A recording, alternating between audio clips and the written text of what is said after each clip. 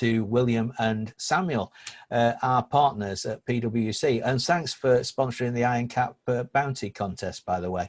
I won't say anything about that. There's more on that later. So don't want to let that one out of the box just yet.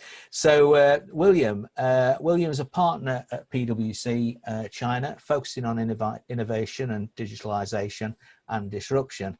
And William supports the Chief Digital Officer in the implementation and adoption of emerging technologies. Also, like I said, chartered accountant for 35 years experience and involved in a range of technology-related initiatives. William's also a pioneer in digital trust-related services and has advised regulators. What I'm going to do is just give you a bit of brief introduction to Samuel Sinn as well, and then I'll come to the questions for both you guys, really. Samuel's a cybersecurity and privacy services partner at PwC, and Samuel's got over 30 years experience in the field of cybersecurity, IT governance and software asset management. And a whole host of qualifications, Samuel, CISP in China, also Certified Information Systems Auditor, Certified in Risk and Information Systems Control. So my question really is to both of you, and do feel free to tag team this if it's easier for one, pass it back and forth, guys, by all means. But what we'd like to know, and I think would be useful, is in your respective markets, what is the overall sort of awareness of the quantum threat? Given the recent the real fast pace of development in quantum technology, what would you say the awareness is in your respective markets, guys? Thank you, Ian. I'll probably let Sam to start first. Sam, you online? Yes. Can you hear me? Yeah, we've got voice for Sam, but no image, Sam. No image. No image, Samuel, but never mind. But do carry on. Okay. We are here in China and Hong Kong. In terms of quantum computing, we are seeing some attention from the regulators. For example, in Hong Kong, the banking regulators called the Hong Kong Monetary Association.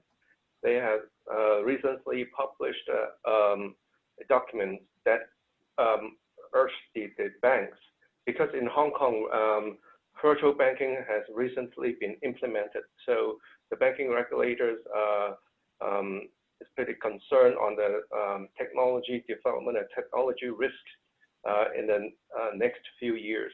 So they had published a document to urge the member banks, particularly in the fintech space, to take stock on their human resources in terms of the skill gaps that they are expecting in the next few years due to the technology development and the risks that they had foresee. And in the Hong Kong MA document, they also mentioned about post-quantum security risks. So that means the regulator are also aware of this risk is coming, and they alert the banks to get ready for tackle this upcoming new cybersecurity risks. And they see that this risk will be coming probably in the next few years.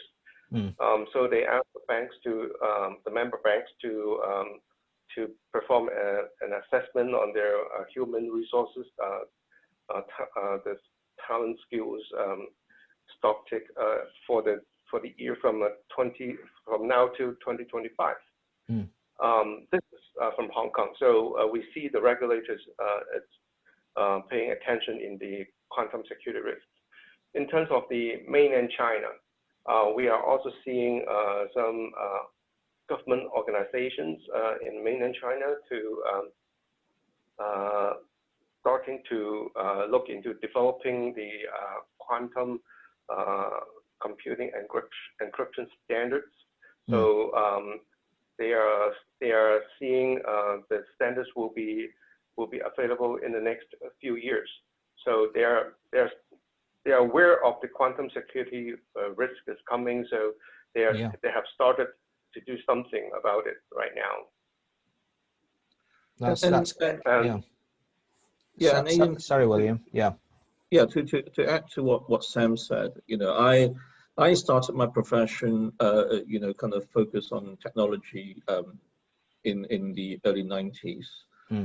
After I qualified as a chartered accountant, in those days, the internet was only just starting, and I think towards the end of when in the middle of the 90s, we heard about this thing called Y2K, and I think what I normally do on this issue is I draw some parallel between Y2K to this quantum threat, because it's still it's something that is coming, but the only major difference in that sense is that for Y2K you know where the deadline is.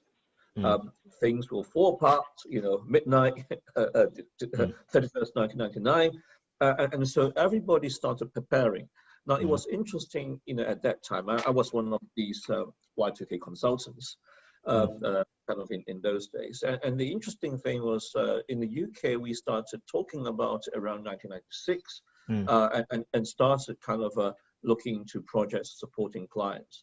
Yes. When I came to Hong Kong around 97, people wasn't aware of this. So we kind of educate our clients and say this is an issue, you should kind of focus on it at the board level.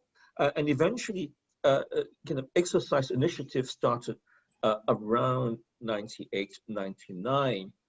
So there's a tendency that people keep, kind of leave this to the very end, like studying for your exams, a week before it happened, and burning midnight oil. So for quantum, the challenge is that whilst everybody is kind of aware of that, because there isn't a fixed timeline, getting people to start preparing early is actually quite tricky. And as some of the, Bob and Florian kind of touched on earlier, it's not just a technology issue; it's a people issue, it's an awareness issue as well. Yes. Yeah. And looking into Hong Kong and mainland China in terms of regulatory direction, there's certainly something there. But because the date wasn't there, they can't be any more specific. No. From an academic perspective, it's interesting to note that as early as 2013, there had been China patents, patent applications on post-quantum cryptography. So there is people studying this, very early on, kind of, on this issue. But in terms of the extent of readiness or initiatives on this topic, well, we haven't seen any yet, and that's something that we need to focus on. Yeah, that's true. I mean, that's certainly true from our case in terms of Marata and in the UK. Our relationship with IronCAP and with Andrew and his team, it wasn't on our radar until we started that dialogue. So you're absolutely right, William. I mean, that was really interesting as well about the government and the statutory stuff coming in there from Samuel.